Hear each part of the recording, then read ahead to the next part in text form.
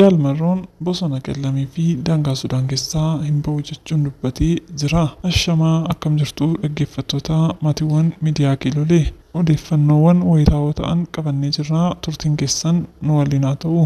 Marroon akkuma Oromoon yeroo hundaa makmaaksaa isaatiin lubbuun jirtiif lubbuun xiixxii jedhu sanaa ta'ee jira jechuun jaalabdii dhugaa dubbateera. Innis dubbii godheen sodaarraa kan ka'ee marroon bosona qellamii fi daangaa Sudaan keessaa hin ba'u jechuun akka dubbatee odeeffannoon argamee ni agarsiisa. Dubbii dhoksaan jaalabdiin taasise kanaa kan dhaga'ee marroon miira aarii keessa galuudhaan jaalabdii galaafachuuf shira haaraa xaxaa akka jiru barameera. Haaluma kanaan marroon jaal warraaqsaa fi abbaa seenaatti fayyadamee gurmii ajjeeftuu qopheessuudhaan hoogganoota zoonii giddugalaa dura koo dhaabbatu jedhu mara dhabamsiisuuf gara hojiitti akka galee odeeffannoon garicha gidduudhaa miliqee bahee ni mul'isa. Jaalabdiinis marroon sodaataa waan ta'eef bosona qellamii fi daangaa Sudaan keessaa hin ba'u jedheera. Kana waan ta'eef wanti nu shakkisiisu hin jirus jechuun dubbateera.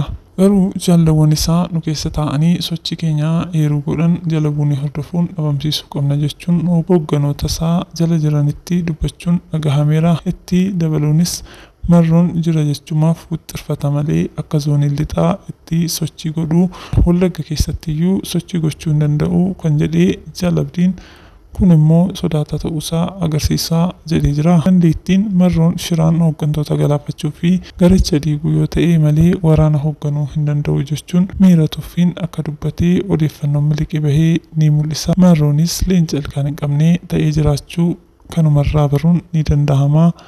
Egaa dhaggeeffattoota keenya qophii qabannee asumarraan gulumnaa yeroo gaarii qabaadhaa. Galatooma.